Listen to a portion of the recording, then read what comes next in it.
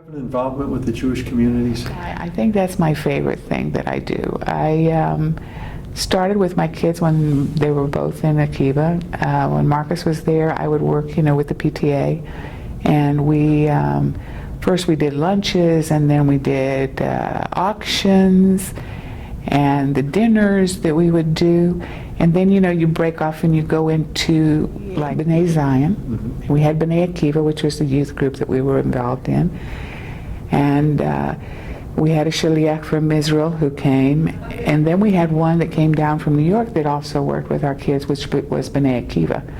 And we did very well. We had over 300 kids that would come every Saturday, and basically Sunday, because Saturday was Shabbos, and we would hold it here in the JCC, which was really nice. Mm-hmm. And that went on for almost 3 years, and then we had Bnei Akiva went into Tiferet, which we remember that, and with Rabbi Weiss and his wife, we all did, plenty of activities, and we would do a lot of fun things, for the kids. So basically it was with our children. Yeah. And then I also became president of the school of Akiva for 2 years.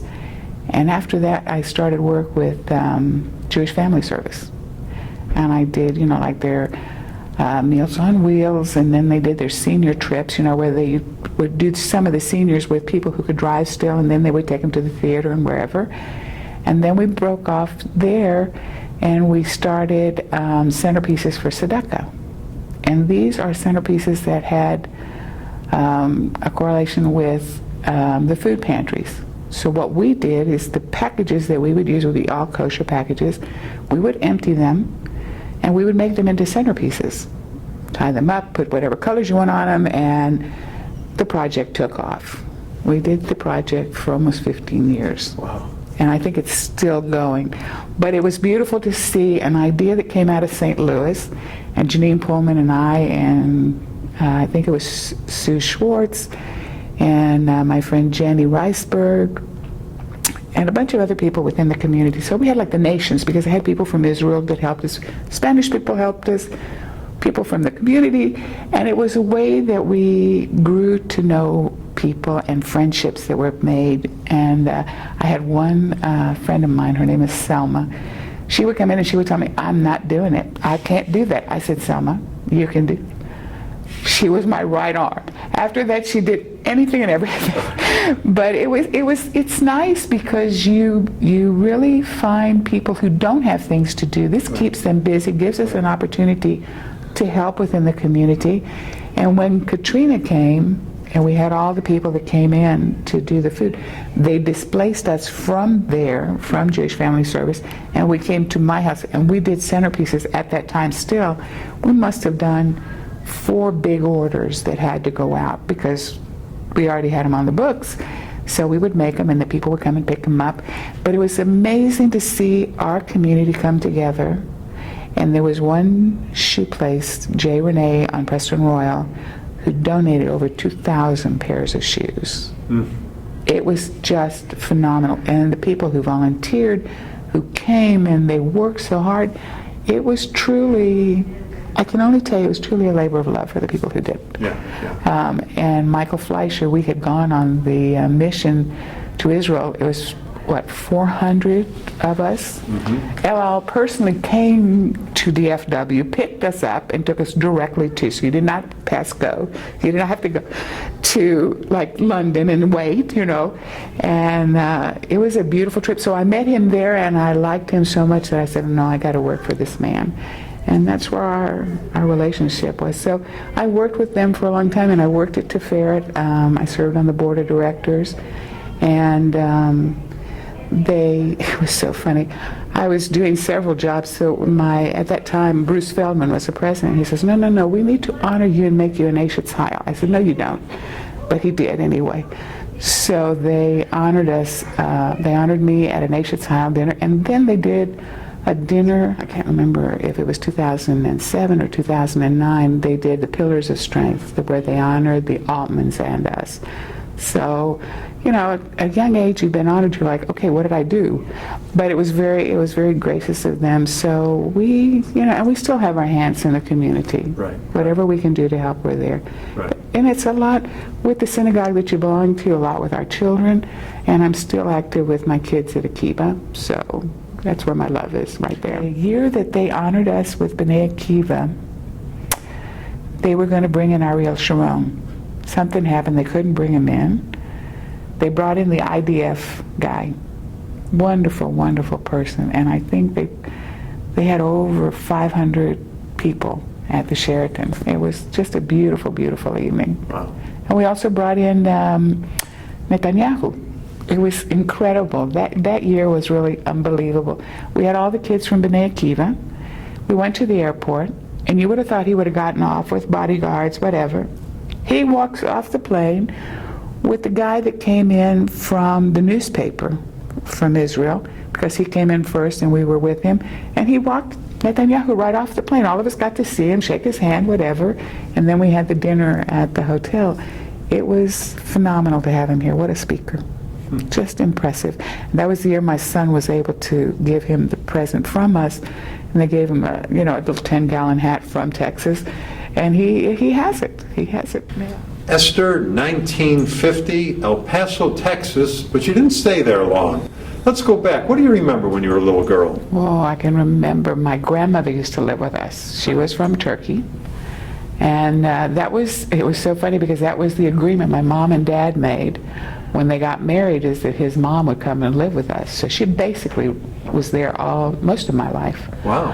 And I remember it was a little like a GI home because my dad was out of the war, and you could see the little porch, and she would go out and she would play with us in the backyard. It was wonderful. I was there until I was 3 years old. Yeah. And my older brother came before me. So we used to play out there. You dress up as little cowboys and Indians, what they don't do now. And it was nice. It was really nice. Now, you said your dad was involved with World War II? Stationed in Hawaii.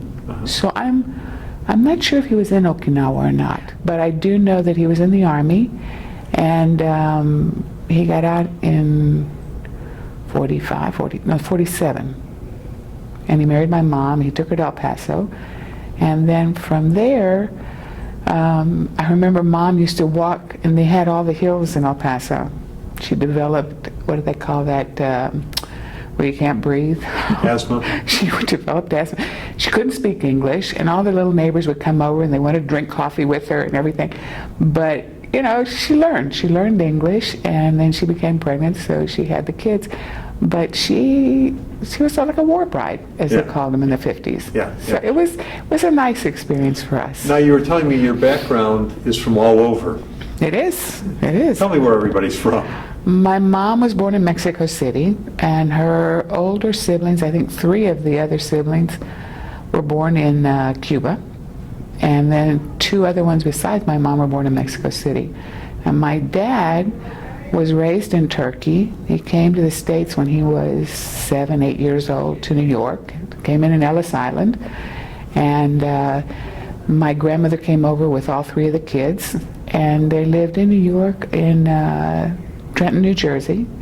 And my dad, it's so funny, he would tell me the stories that the Globetrotters, some of the boys would come over and my grandma would fix food for them.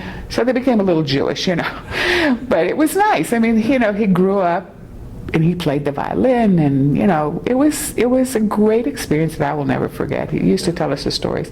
He had an older brother, and Uncle Victor used to do, he wrote for the Sephardics in Spain, and he was a photographer in New York, all the buildings in black and white, and he would go to Spain and do a lot of research work for his things. But he was very, very, what would you call him? Very picturesque people.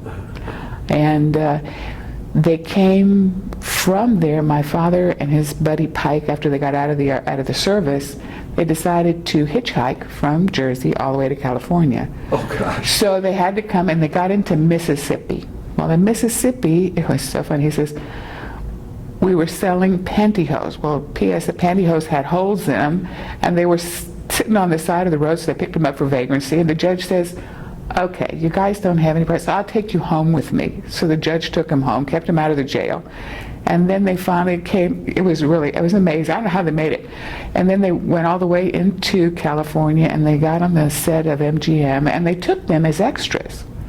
And what do they dress them up as? Arabs. And my father's like 6'1", with a big black mustache. You know, he could have passed for the Arab, you know. But it was too cute. So a lot of stories we learned from them, you know, and my grandmother was kosher at that time, brought all the dishes over and everything. So when I was little, I must have been, 3, 4 years old. And I'm sitting on the floor in the kitchen. I politely threw all the dishes on the floor and I broke them off. So what can I tell you? She was not happy with me. But, you know, we grew up and we had wonderful times. She would make dolmas off of the vines that we had in the backyard in Oklahoma. And she'd roll them up. Well, the dolmas never made it to the table. Every time one of us would come by, we'd have to open the pot, you know, have a little bite. But we grew up with a lot of traditions, a lot of, what would you call them, Middle Eastern ideas and traditions. And I think that made for us a very, you know, exciting life. I mean, we learned a lot about all the different places. And my mom, since she was from Mexico, we would visit my cousins. And my uncle would take me in for 3 months out of the year when I didn't have school. His daughter had school in Mexico, so we were about a year apart. And I learned Spanish through that way. And you learn the traditions that they had, where the bima was in the middle and all, you know, the men were on here, the women were up in the balcony. So we had a little bit of everything. It was a very unique way of growing up. Now, did you know your grandparents at all besides? I knew my grandma and grandpa, the ones from Mexico. I knew my grandma better because my grandpa, he passed away in '57, a little bit after we moved to Dallas. And my grandma, from my daddy's side, she lived with us. Right. And my grandfather, I didn't know him as well because they had divorced when he came over. Yeah. And so we, you know, I knew both of my grandmas real well. Yeah. Now, you know what your grandfathers did for a living? My grandfather, when he was in New York, he sold insurance. And it's so funny because my younger brother's just like him. He's very good in the insurance business. So my dad sold shoes, ladies' shoes. He did it in the White House in El Paso. He came to Dallas. They opened a store in downtown Dallas on Main Street, and it was Rogers Factory Outlet. And then we went to Oak Cliff, and he opened his own store, which was Victor's Outlet Shoes, Factory Outlet Shoes. And then we opened one in Forest and Marsh, so he was always in the shoe business. When you were young, you left El Paso. We left El Paso, we went to Albuquerque in '52, and my younger brother was born in '53. Okay, and then from Albuquerque. We went to Oklahoma City. And then came to Dallas. We stayed 2 years in Oklahoma, and then we came to Dallas. Was this all for your dad's work? Yep, he opened up different stores Right. in the same business. And then his partner was in Fort Worth, so that was their connection. And then when they broke the partnership was when he opened in Oak Cliff. Now, any of your father's businesses still going today? No, he sold the business in Oak Cliff, and it was like about maybe, what would I say, maybe 2 years before he passed away, because he died in '87. And where did you go to high school? Thomas Jefferson. Yeah. What was high school life like? It was good. It was good. We had a lot of fun growing up. High school was tough because, you know, we were like one of maybe 4 Jewish kids in the high school. But, you know, you went to the games and everything, and at that time we were the TJ Rebels. Now they naturally changed that because Rebels is not so hotsy-totsy anymore. But we did good. We did good. You know, you had a lot of friends. You did BBYO, and then we went to college. My brother went away, and I stayed here, and I went to North Texas. And I must have been, 2 years in school, 2.5 years, and I met my husband, so we got married. So that ended my college career. You have kids, you stay. And then it was really nice. It was really nice. Now, where did you meet your husband?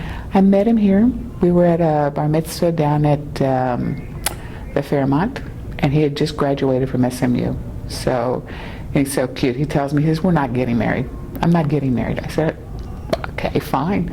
So I had him help me for an exam that I was going to take in accounting because I went to Mexico for the wedding with my cousin, and I missed it. So I said, why don't you come over and help tutor me so I can pass it? So he came over, he helped me, so I invited him to my brother's wedding. He came. This was in July. By September, we were engaged. So I thought, okay. But, and we married in 71, so it's like about 42 years. We moved to Louisville for about 5 years, and my son was born there. And then we moved to Dallas in 77, and my daughter was born in 79. Yeah. And what business did Jamie get into? Jamie he graduated as a CPA, and he worked for one of the Price Waterhouse here in Dallas. And then he left them and he went into business with his sister and brother-in-laws in the fabric business. And then in 77, we opened our business, ABC Textile, and we sold fabrics. And we did that for about, 25, 26 years until he closed the business. And my 2 kids, they went to Akiba, and they did the Jewish day school. And then my daughter went to Episcopal. My son went to St. Mark's. And after that, Marcus went to Brandeis University, which was wonderful. I mean, what an experience that was. And then my daughter went to Miami University. They both graduated. My son went into law, and my daughter went into forensic accounting. And thank God they're both doing well. They're both married. And Marcus married a girl from Michigan. Her parents were from New York. And her grandparents, this is beautiful. Karen's mom was from Czechoslovakia. She was a gymnast, and she came to the United States when she was like 17, 18 years old, and she stayed. So she grew up in New York. She married Karen's dad, and it's an amazing relationship because her mom and dad, they finally moved him here. His mom and dad from New York would come down, and they both were rabbis. Oh. So the Jewish education that my son got, it helped him through life, which was beautiful. It was really, really nice. And then they have 3 little boys. One is 9, and the other 2 will be 6 in September. And then my daughter, she married her husband, also from Miami, and the little family is growing. So it's a beautiful time in our lives. But you teach them the Judaism that you learned as a kid, right. And having a past with all the different nationalities that we have. She married a boy whose parents are his father's from Italy, and his mother's from Colombia. So it's a nice little mixture. We added one more nation. But it's wonderful because we do speak Spanish, and my grandmother, every time she would come, you need to speak. I have 13 grandchildren. You're the only ones. I said, okay, Grandma. So we learn, and I taught that to my kids, and I'm hoping that Mark will teach that to his. But the traditions that we have, I think we learn, from our parents, and I'm so grateful that he had both sides of the grandparents alive, Susie didn't have it as much as my son did, but I think he learned very well from both of them. It was a great way to grow up. Just tell me about your 2 brothers. My older brother was in the business with my dad. He sold shoes, and then he went off to New York. He sold for Nina, and that took him to travel to Brazil. He went to China. They would make shoes in China, so he would go back and forth. And he married a wonderful girl in New York, and they live up there now. My younger brother is here. He also is in the insurance business still, and he has 2 beautiful little children. I shouldn't say little, they're already grown up. And my niece is teaching special ed in school, and my nephew he's working with UPS and Dick's, the place where they're sporting goods. And it's a beautiful family, beautiful little family. What was the happiest time in your life? I think when my kids were little. Yeah. All the parties that you do for them, all the times that you have your parents around with you. It was nice because I guess our home was the place where everybody congregated, and all the families were here, thank God. Jimmy has 2 sisters and a brother with all their children, and So when there was a family affair, it was always congregated in our home, which was really nice. Thank God you have your house, you like to enjoy it. And I think that's a lot of the fond memories we have come from there. Yeah. Was it a big deal to you when the Beatles came to town? No. Okay. I mean, I liked them, yes, but there was, I think the music from the 50s, 60s, and 70s were all great, Yeah. And Elvis, I liked his music, but I was not one of the crazy people who went, to see him. Was there an invention that came along in your lifetime that you went, wow, when you first saw it? I think the television. The first time the TV came into the house, and then my father was able to buy the first colored television. I was like, oh my gosh. But yeah, I think the TV was the big one. Probably as you grow up, I think, when they brought Apple into the big world, that was new, and the innovations that we've had have been phenomenal. In your lifetime, you've lived through so many momentous occasions, some good, some not so good. Of course, the Vietnam War era, the hippie era, President Kennedy assassination. Oh, I think that was the blackest day in our lives. Yeah. That was awful, awful, awful. I remember, I think I was in, 6th or 7th grade, and you heard that in the television, and you were like, oh my God. So wherever you went for the next couple of years, oh my God, you all killed JFK. And I said, no, he was killed in our city. But, it was a terrible thing, and I know it was awful. It was a loss to the world. You and Jaime have 2 kids, 3 grandkids. Something tells me you're the fun grandma. Okay, I confess. I teach them what I can teach them, but what I love to teach them is I would take my boys and we would go fishing. So my pop taught me, because 2 brothers, what is the daughter going to do? So I would take them fishing, and my grandson, he's so cute, the oldest one, little Jay, tells me, he says, Lela, can we go fishing? I said, sure. So I would pick him up, and my older brother David would come down to visit, and he goes, are we going fishing? I said, sure, yeah. And this is in May. May is supposed to be nice, like 80, 75. We got there that morning, it was 65 degrees. You could have froze to death. So you have all of us strung out on the little walkway here, and the water's here, and the little fishes, you're thinking, these fish are not going to bite. We picked up 45 fishes that day. Wow. We were freezing to death. My hairdresser, I could see that, I saw his truck, and he's over here fishing on the other side. So he came up and fished with us, and he would pass me his fishing, I would pass him his, and he would pick up the bass out of the water, we'd throw it back in, and then we picked up the turtle. And I thought, oh my God, how we... So my younger brother goes, don't worry, I'll take care of this. So he cut the line, and the turtle went back down. But it was, it was great. There was 9 of us up there. Yeah. And it was my younger brother and his son, my older brother, my husband, myself, my son, and his older son. So now we brought the 2 little ones, and they can't wait. They go, when is Uncle Dave? We need to go fishing again. And the little one, my little Alex, he picked up 2 of them by himself. He puts a thing in the water, he pulls them out like this. He says, Lela, I'll teach you how to do it. So I'm over here on the bankment. He says, I'll come and teach you. So he pulls the pole out of my hand. You don't think he pulls up one? I said, he took my spot, because I was always the first one to catch it. My brothers always, they would yell, why is she always the first one? Well, hello.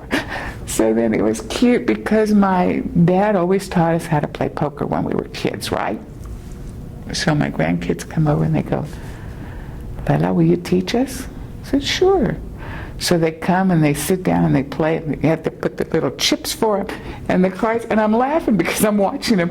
And they go, and what do I do? And little Alex is over here going, Lela, look. And he shows me what he has. And he goes, should I keep this one? I said, keep what you need to keep. So they had become professional. There you go. So I told my older brother, I said, they can't wait for you to get here. They're chomping at the bit to play with you. But it's adorable. You have to teach them the good stuff with the fun stuff. But yeah, and we make puzzles together, and we read together, and they go, Lela, tell us a story again. So I didn't have the book with me, so you have to make it up. And he goes, are you sure that's the way? I said, this is my story. You teach it your way, I'll teach it. But yeah, we love to play with them. They're great. So what advice would you like to leave to your grandkids and the next generation?